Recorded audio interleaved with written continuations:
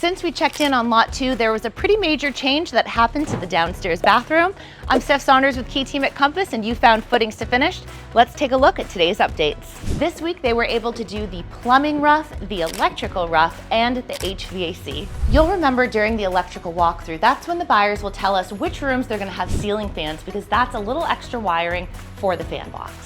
It's been a few weeks here at lot 2, and there are some new major developments. The first that I'm going to show you is they turned their half bath here off the mudroom into a 3/4 bath. Take a look.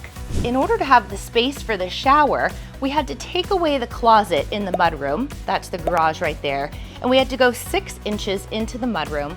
But in the end, we were able to frame it out, and now they'll have a 3/4 bath on the first floor.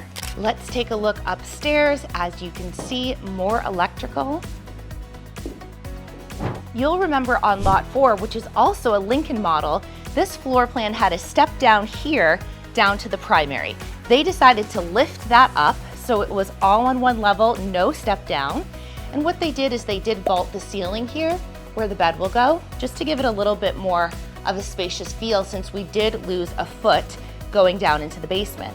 You'll remember that this floor plan has that huge bathroom, double sinks, double closets, and a big walk-in tile shower.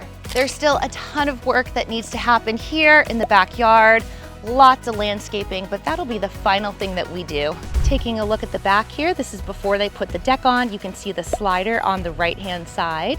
And again, the white siding with the beautiful black windows. It's always fun when we have to walk the plank to get into the houses. We were able to do a slider here out the basement.